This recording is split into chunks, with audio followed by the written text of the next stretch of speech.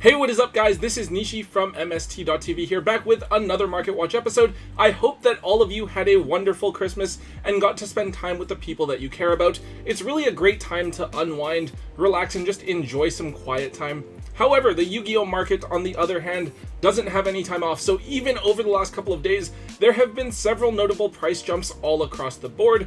Of course, they are right in time for Boxing Day, which means we're probably going to see these cards, as well as several others, continue to trend upwards over the next couple of days, as all of the different sales online are going down, so we're going to try and stay ahead of them by covering what we've seen thus far.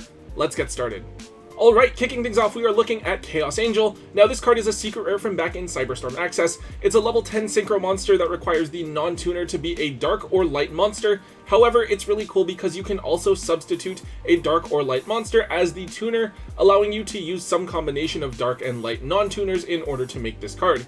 Now, on top of having 3,500 attack points, this card banishes any card on the field on summon, and then also has a couple of smaller boosts based on the attributes of the monsters that you use as material to summon it. Cyberstorm Access was an overall underwhelming set, and Chaos Angel was among the best cards from there. Even though it is a bit situational, it was still something that could be made in decks like Labyrinth and Dragon Link, since it's pretty easy to get a level 4 and level 6 monster onto the field in each of those respective decks. Now that being said, Chaos Angel has typically hovered around the $65 to $70 mark.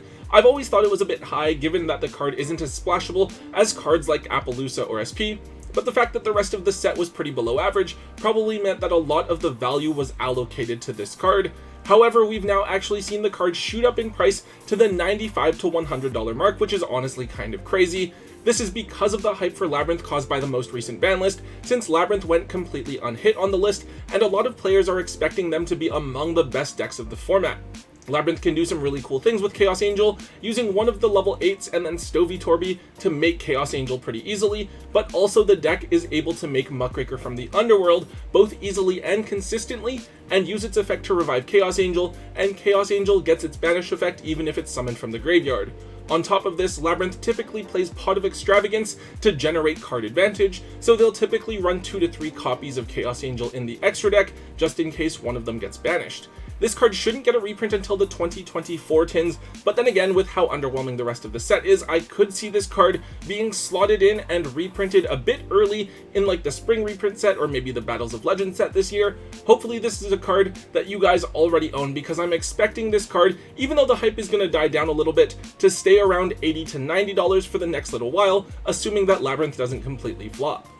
Up next, we have the Bisal Lelion. So despite many changes on the list, I think one deck that was notably untouched was the Bestial Runic deck that Joshua Schmidt used to win YCS Bologna. We've talked about how the Runic cards are a really strong splashable engine that we're worth paying attention to, but I think it's easy not to pay as much attention to the Bestials. At first glance, they seem kind of dependent on the format in order to be effective, and with Tearlaments seemingly dead after the list, a lot of players were probably questioning whether or not the Bestials would still be useful.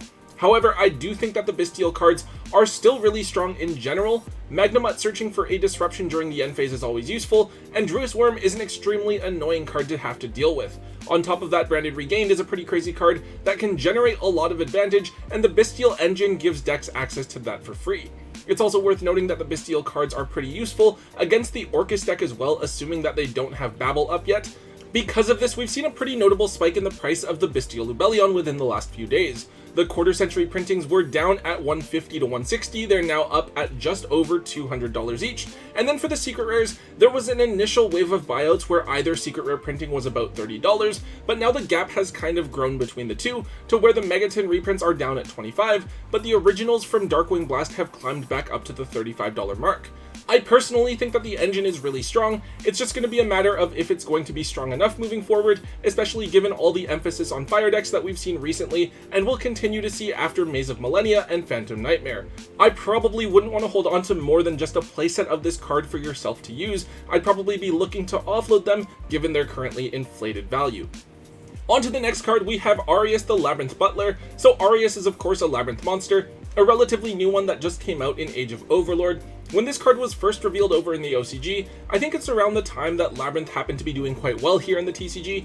Everyone was calling for Eradicator to get banned because it was searchable off of Lady, and then people were showing off how Arus would let you Eradicator on turn 0, even with your opponent going first. Of course, Labyrinth hasn't quite lived up to the hype. but it now seems that players are expecting it to be one of the best decks of this upcoming format after going untouched on the most recent ban list. Most of the Labyrinth deck was reprinted in the 2023 tins, including key cards like Ariana and Welcome Labyrinth. However, the cards that haven't been reprinted yet because they came out later than the others are Big Welcome Labyrinth, which we talked about last week, and Arus. This card has a quick effect during the main phase where you can send it to the graveyard from your hand or field to summon a Labyrinth monster from your hand, or set a normal trap card from your hand, but that trap can be activated this turn. It also summons itself back from the graveyard if your opponent responds to your normal trap card or Labyrinth card, which is good because it always seems like your opponent has Ash Blossom when you're playing this deck. Now, Arus was pretty affordable for a while, sitting around $10 to $12 as Labyrinth kind of underperformed for a while there. However, with this recent hype, Arus has jumped in price to between $25 and $30, and its price has actually remained pretty steady there for the last couple of days. I know that early on there was a lot of debate between the furniture build or the trap build of Labyrinth, and there were some people that even swore that Arus just wasn't really worth using. However, the consensus generally now seems to be that Arus is a card that you should be running 2 to 3 copies of, since even if you do go first, it helps to speed up your deck a lot, and between this card and Coup Clock, hopefully you can resolve each of your trap cards every single turn. Only time will tell for now just how good Labyrinth actually is after we get a couple of events in under the new format. I'd expect this card to stay at around $20, but maybe potentially even go up from there if Labyrinth overperforms. Alright, now this is an interesting one. Next we're taking a look at Soul Hunter. This card is a level 6 vanilla Dark Fiend fusion monster that only has one common printing from back in Astral Pack 7, so this card is actually being talked about as an extra deck option in Unchained that can be special summoned out with Ready Fusion, since Ready Fusion can special summon out level 6 or lower non-effect fusion monsters straight from the extra deck. The loss of Sharvara really hurt Unchained, since you typically have one Sharvara as a material for High King Caesar, and keep another one in hand to proc your own cards when your opponent tries to do something. Ready Fusion seems to be one of the ways to play around this, since it gives you that level 6 Fiend that you can use with Shyama to make the High King, while retaining the Sharvara in your hand.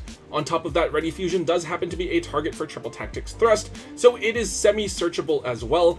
Now for me, I was on Unchained all of last format, and to be completely honest, I don't think that the deck is going to work after this ban list.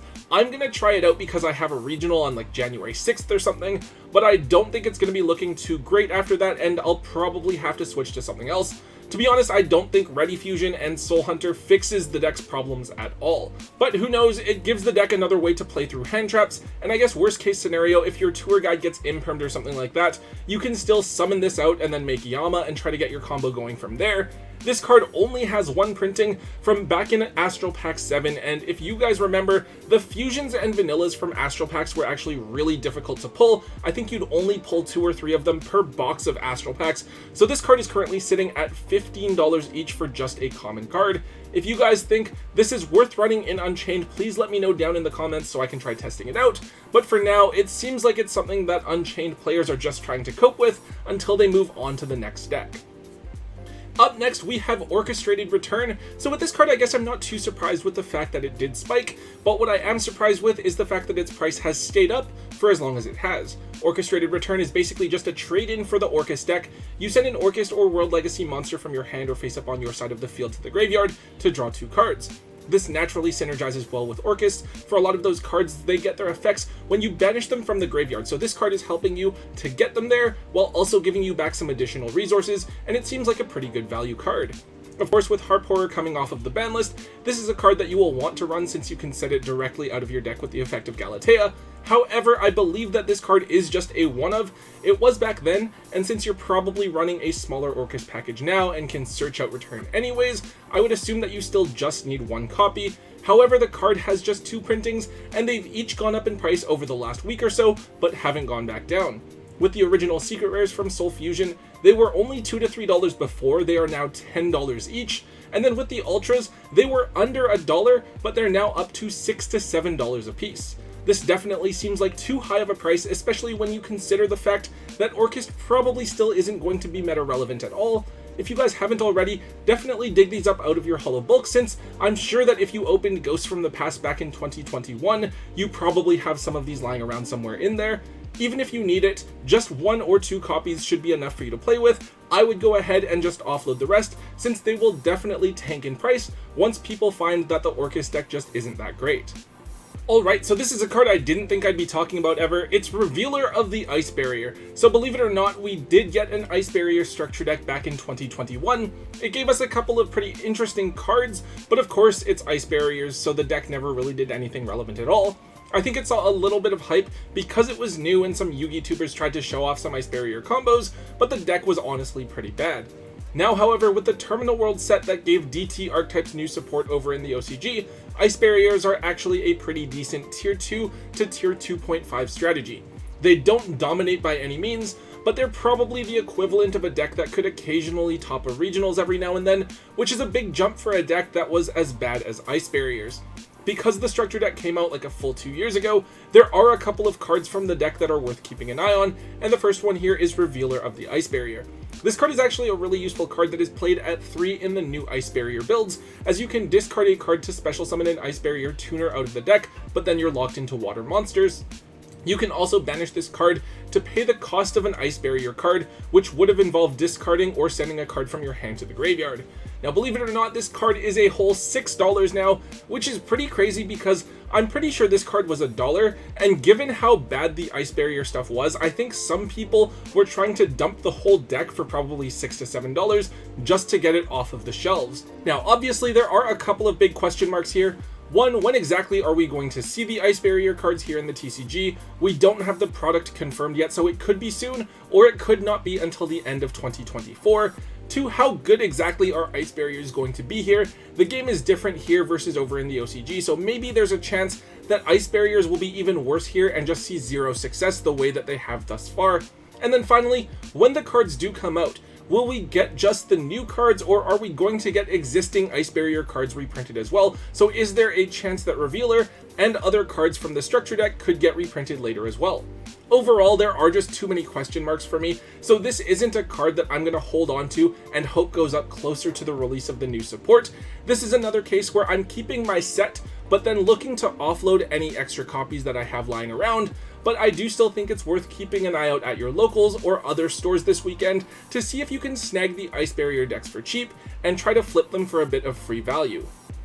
And finally, there's one last card for us to look at for today. It's World Legacy Succession. This card is a pretty cool combo piece that is seeing some usage now because of the unbanning of Ib. On summon, Ib searches for a World Legacy card, and World Legacy Succession is basically a monster reborn, as long as you have a link arrow opening up a zone on your side of the field. I think that for decks that are looking to potentially play Ib, which at this point are primarily World Chalice and Dragon Link, they can open up a zone pretty easily, but also worth noting is that you can set Succession off of Lib, the World Key Blade Master, a link too that's a bit more situational, but also sets a World Legacy card from your deck to the field that sees play in the World Chalice deck.